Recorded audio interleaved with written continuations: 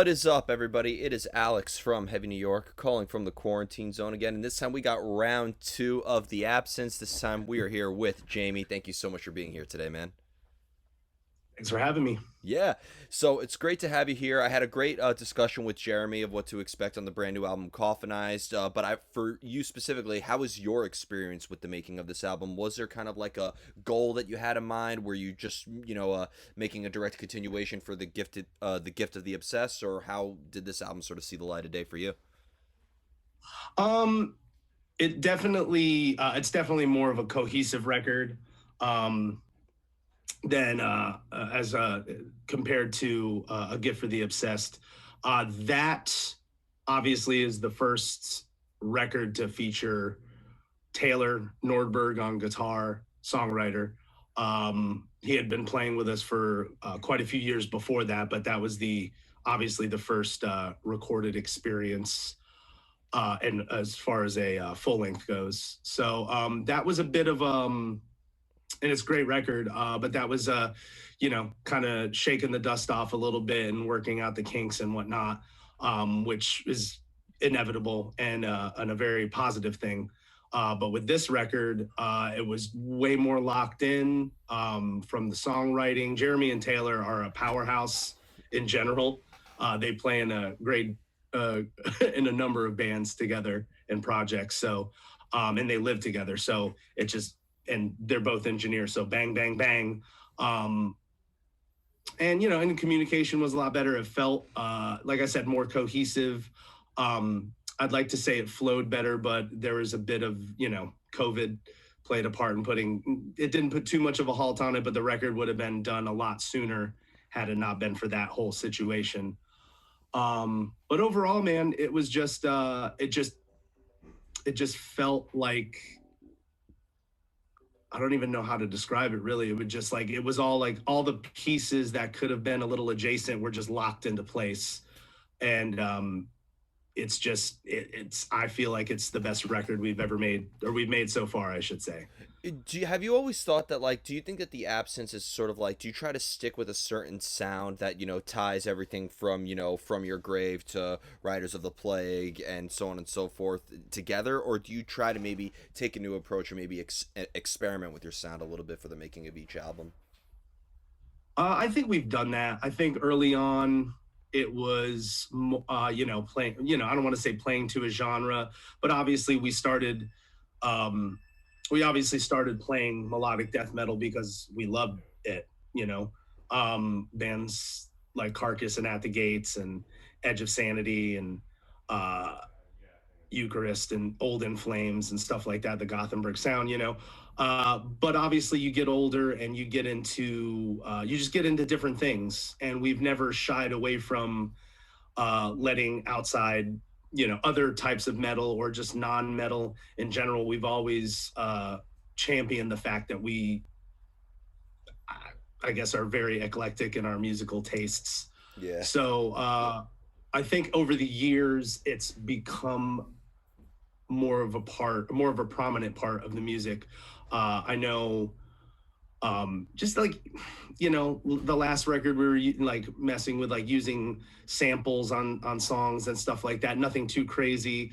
This record, there was a bit of that going on, like with just like there on the song, our next single, Black Providence. There's an actual sample that I created. I did a field recording of something and edited it and I guess produced it myself or whatever, but got it to Jeremy and Taylor and they put it into the song and it fit really well. So, and there were some things with like vocal effects and whatnot. So just trying new things out, new styles of, I don't say new styles of writing, but just treading territory that we hadn't necessarily gone down before. I just see it expanding even more into the future. So while we still maintain the torch of the style we've always played, I feel like we've expanded upon it in a very positive way without I don't know, I don't think we've ever been generic or copycats of any kind. Yeah. So we've tried, I think we've tried, and I think we've succeeded in our own way. Well, definitely, especially because mentioning that you like, I see elements of all styles of death metal in it because death metal is now such a Hmm. vague genre. Like, I could see elements of albums such as Slaughter of the Soul in the Absence. I could see elements of the Sound of Perseverance incorporated in your Oh yeah, sound. I could big see time. I could see elements of Once Upon a Cross or the Stench of Redemption incorporated into Hmm. your sound. So I feel like I don't like I consider the Absence to be a smorgasbord for death metal. Like I could see you doing a Same. tour with like I saw you on the Deicide tour back in 2019, which was an awesome show, most Yeah, satanic weekend in New York City history because Dark Funeral that played was the a day great after. show. But so you did that, but I could see you doing a tour with like an Obscura or like a Beyond Creation. I could Mhm. see you doing a tour with like a Soilwork or an At the Gates or something Oh like yeah, that. So I feel like yeah, you tackle all that. absolutely. Yeah, that's something we've always really we've kind of joked around about being, like you said, a smorgasbord of of styles and genres and stuff like that without and to harken back to the term cohesive, because there's bands that go from like part to part to part and it's like, oh, that's the song that sounds like this. I feel like we do a pretty good job of kind of making it fall, as far as the songs go, fall under an umbrella of sorts where it's like, okay, this is what's happening in the song and these are the styles that we may or may not bring in, and it's gonna flow together instead of like, there's a lot of bands and great bands out there that do the thing where it's like it's just an abrupt change, like, oh, okay, this is this part and this is this part. But yeah, it does allow us to be able to fit. You can tour with anybody, and there's great tours out there where there's like uh like that tour Skeleton Witch did a few years back where it was like Skeleton Witch with Soft Kill and Martyrdod, the freaking crust band from Sweden, and I'm trying to remember, there was Portrayal of Guilt, and I'm trying to remember the other band. So it was like, you know an extreme metal band with like a post punk band and then with a crust band. So it's like, yeah, you can have these tours where there's starkly different bands, which is amazing. Or you can have these tours where it's like you have a band like us where, oh, okay, yeah, you can go on tour with Deicide and then you can turn around and go on tour with, I could see us going on tour with a power metal band, which we've done before. So Yeah. it, it leaves the gates open for a lot, I suppose. Definitely. At the Gates Open. I had to put that pun At in the there. gates open. Yep. As a vocalist, do you sometimes need the music, or have you always needed the music to come up with lyrics, or do you have like concepts in mind or ideas in mind that could influence the direction of the sound of the Absence? I when it comes to like the song itself, I do I need the music there. To write, no, but to put the lyrics to the music, yes. Um, I try to. I mean, so any artist goes through phases of writing or not writing or this or that, and I do other projects and whatnot. So it's there's a mindset involved with certain things. But when it comes to writing itself, I'm always jotting things down. Like the title Coffinized is something I came up with that years ago. Like I don't even know how, like not like a decade or anything, but like maybe 3 or 4 years ago is just something that just popped into my head and I was like, ooh, I like that. It's not a real word. The real way to say it would be encoffinized, but I wasn't too into that. And I was like, well, it's death metal and it's writing and it's art and I can do whatever I want. So I've made up my own words more than once. So why not do that with a song It's title? the best thing about Um, death metal. You can make up so many words. exactly, Like man. Like, Archspire isn't a real word, right? I don't think yeah, Obscura isn't a real word. So, I think yeah. that's like the best. There's got to be something called like the death metal dictionary or something like that. Yeah, man. It's there. Like in even recently, I started trying to like do some. I was like, like I can think of lyrics and just like band names, like like the band Mortuous. I'm like, is Mortuous even? Is that even? That was the first thing that came to mind. I was trying to look it up. I went to like the thesaurus and dictionary, and I typed it in, and I honestly at this point I can't remember if it popped up, but I think it didn't. So where it's like, and that's I don't know. It's just art. You don't have to follow any guideline of anything if you don't want to, Yeah, yeah. and it makes for a better situation when you kind of tread your own path. But yeah, to answer your question, to write, no, constantly jotting things down. Sometimes it's a line, sometimes it's a word, or just maybe a theme. Like I want to write a song about this, and I won't have any lyrics, but I'll just kind of get the subject matter down. But when it comes to the actual song, um, I have I prefer I would I it would be a disservice to the song to just kind of force the lyrics in there, which I don't know. You can kind of tell when someone's doing that, or maybe I don't know. Maybe Yeah. I think I can. Well, But do your lyrics usually come from like a more personal place in life, or maybe is there like some sort of research or external sources of inspiration?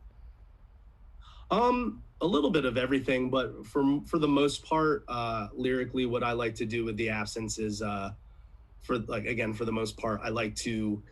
It's more of a personal outlet. All of my lyrics tend to be on the bettering yourself and trying to step back and take a big look and not waste time, and to kind of utilize as much of yourself and as much of your time as possible to do the right things and to be the best type of person you can be. And that's I guess that's the short of it. I could go very in depth, but we'd have to pick song for song. But yeah, that tends to be more of a personal outlet for me. Not for every single thing, not every song. Like the song, there's a song on our last album, "A Gift for the Obsessed," called "Celestial Hysteria," which is translates to the term space madness, which is not a term I made up, but it's something I started saying about being trapped, not trapped, but you're in the tour van for sometimes 14 hours or more traveling across the country, and like you're just like you just get space. I just started calling it space madness, where you just go nuts. So then I was like, okay, well, how do you what's more of a better way of saying space madness, because I wouldn't want to have a song called Space Madness for the absence. So I was like, space, celestial, madness, hysteria. I was like, okay, cool. Yes, Uh, space that's madness kind. Yeah, metaphorically, that's what that song's about. But if you read the lyrics, it's about somebody waking up in a space pod in the dead of space, not knowing how much time or oxygen they have left, not knowing how long they've been there, and just spinning in the black dead of space. So, and that's just something I wanted to depart and just kind of have a bit of fun and just write, just I don't want to say cheesy, but just something sci-fi, because again, it's art, and why not? I don't have to be dead serious about yeah, uh, every single subject matter, even though the process I am very serious about, as far as trying to pick the right words and stuff. So, yeah. Death metal um, space jam. That's what it sounds like almost. yeah, and you listen to it, and it's like, oh, this does sound like Celestial Hysteria. At least that's the vibe I got when I heard the song. I was like, okay, yeah, that's gonna be that. So, Yeah. So it's fair to but yeah, say. for the most part, it's a personal thing. So it's fair to say that most of the lyrics or just the music in itself could be fairly open to interpretation too, right? It's not like you're trying to engage obviously you want to engage the listener and everything, but it's not like a goal to like inform the listener on a certain subject matter or something like that, right? Not necessarily, no. I suppose I've had my moments where I've been trying to get a point. I guess I'm always trying to get a point across. But like I said, every single song is me writing it to myself in the mirror. So overall, I'm trying to get the point across to myself before anybody else. It's obviously my release. Um, but no, I'm not trying to preach. I'm not trying to tell anybody what to do. But I think it would be a disservice to not share personal experience with people, um, even if it's just through uh, just to listen to the song and get a vibe off of it. I tend to be metaphorical or poetic, or however you want to put it, with the lyric writing, as far as when it gets to the final draft of the way. That's just the way I write. um so I, like I said, I write it to myself. And for anybody that would care to try to delve deep into it to get a meaning out of it, because people have come up to me and gotten their own meaning out of songs I write, and I really like that because you don't need to have a huge profound and awakening from my lyrics or anything like that. Like I said, you can just have fun with it, or you can delve a little deeper.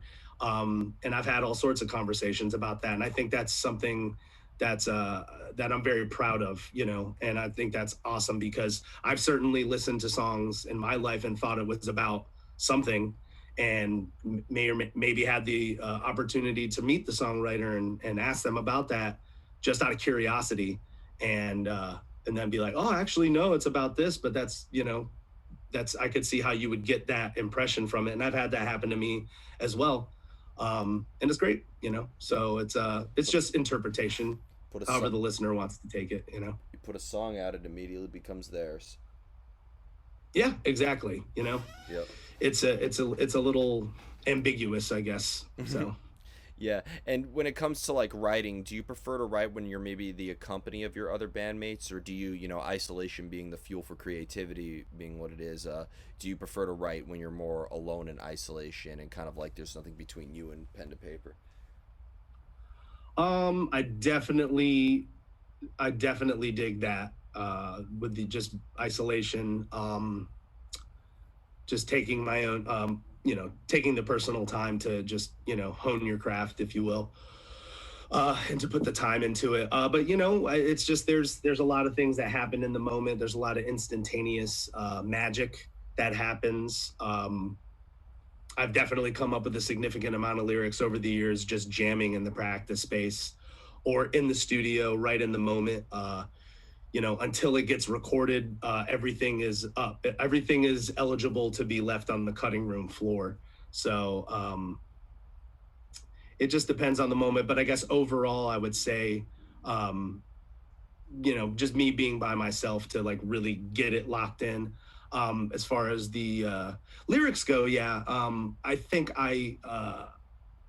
jamming, when we get to do that, we're in a day and age now where a lot of times, when it comes to writing, the technology exists where you don't even need to live in the same country anymore to be able to make records. So you end up getting tracks and you just bust it out on your own. But luckily, we live in the same, you know, in the same state, close to each other. So we do get to jam from time to time, and maybe vocal patterns and cadences and stuff like that, just hashing it out that way, that helps, because the cadence needs to, for me, I can write whatever, but the cadence needs to come first, as far as just the way you articulate it, and then to the music or with the music, and then that's when you start chopping up the lyrics or just changing things and molding it to really fit. So yeah, that part at home, and even the cadences too. But I've definitely come up with a very significant amount of vocal patterns just by jamming with the guys and whatnot. So it's a bit of both, I suppose. Awesome.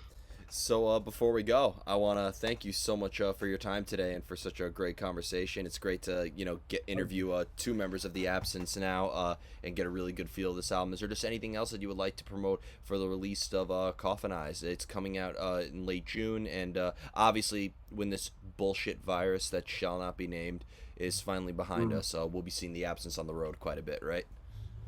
I hope so, man. It's it's like you said, the last time we played was in 2019. So we are very much looking forward to doing that in the right way, obviously. So I guess June 25th is when the album comes out. Coffinized is out now, the single, as well as our first single, Choirs of Sickness. The next single, which is Black Providence, that comes out on June 1st. And then we have a fourth single coming out right before like literally right before the release of the album, a song called This Consuming Nocturne.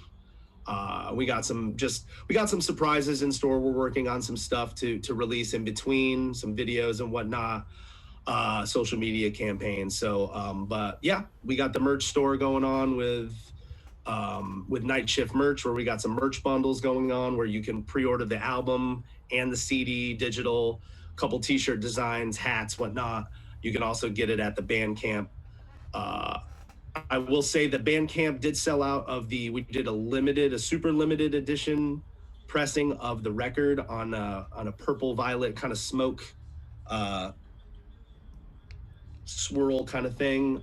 That's sold out on Bandcamp, but it's still available via the Night Shift merch. That's going to come with some extra goodies, and it's going to be a bit different than the regular pressing. So, but other than that, just love to thank everybody for their support. It's really endearing, and sometimes, especially after the year we've had with just making the album and having to wait a bit with everything, it's just people's response to it has been has it's always humbling, and we're very appreciative of it. People have been supremely excited about it, which excites us. We've been listening to it for so long. It's kind of easy to lose sight a little bit, and you get caught up on the technical details of like, we got to submit this and do this and do that and blah blah blah. You start working on the back end of all the business and whatnot, and to sometimes just read the comments, which can be good and bad, but the reception has been really positive, and it's a really, it's like I said, it's just a humbling, amazing thing, especially for one person to listen or to take the time, and let alone like thousands of people. We're really the luckiest people in the world, so that's about it, man. It's awesome. Definitely. Well, thank you so much, everybody. We are here with Jamie of The Absence. Be sure to check out Coffinized coming out this June. This is Alex from Heavy New York, and we will see you next time.